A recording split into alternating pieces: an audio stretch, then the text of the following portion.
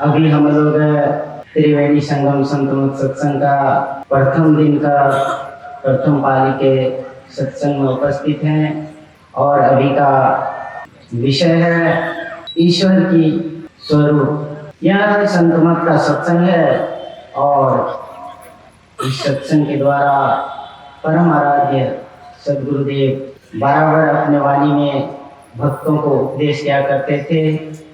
सत्संग के द्वारा ज्ञान योग युक्त ईश्वर भक्ति की प्रचार प्रसार होता है।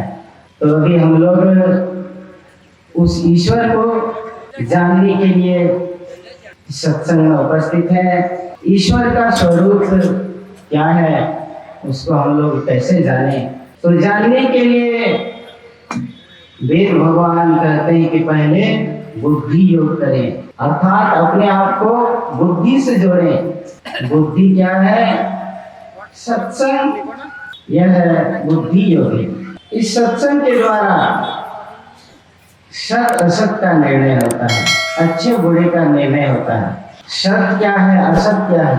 सत उसको कहते हैं जिसका परिवर्तन नहीं होता है और असत का परिवर्तन होता है, परिवर्तनशील है। तो इस चराचर जगत में देखा जाता है कि सब परिवर्तनशील है। तो अपरिवर्तन क्या है? अपरिवर्तन एकमात्र सत्य है और परमात्मा है, ईश्वर है, उनका परिवर्तन नहीं होता है। तो उसको कैसे जाने? रामचरितमानस में गोस्वामी तुलसीदास जी महाराज कहते हैं, ईश्वर अंश जीव अविनाशी, चेतन अमल सहज सुख राशि। ईश्वर का अटूट अंश जो जीवात्मा है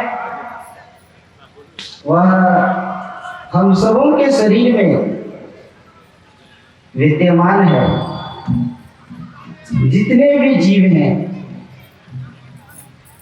उसमें वह परमात्मा का अटूट अंश है। तो कहते हैं कि यदि उस परमात्मा को जानना चाहते हैं तो अपने आप को जान लीजिए, अपने आत्मा को जान लीजिए। अपने आत्मा को जान लेने पर सबकी आत्मा को जान जाएंगे और परमात्मा को भी जान जाएंगे। जिस प्रकार माँ बहनें जो है भोजन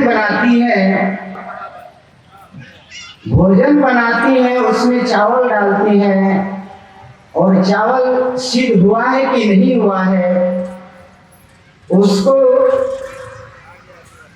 कैसे देखती हैं? चावल को एक डब्बू को, एक चावल को टेकती हैं और उसी से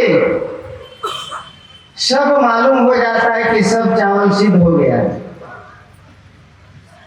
उसी प्रकार जब आप अपने आत्मा को जान जाएंगे तो चराचर जगत के जितने भी जीवात्मा हैं सबको जान जाएंगे और उस परमात्मा को भी जान जाएंगे। तो वह आत्मा इंद्रियों से अगम्य है और वह इंद्रियातीत है, उसको इंद्रियों से नहीं जाना जा सकता, वह आत्मा से ही जाना जा सकता है। तो इसको अच्छी तरह मनन करेंगे,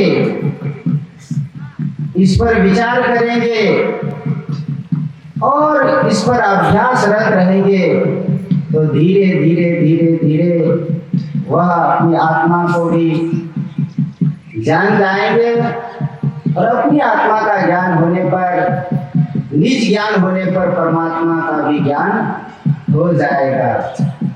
तो मैं आप सबों के सेवा में इतना ही कहा। बोले प्रेम से श्री सद्गुरु महाराज की जय।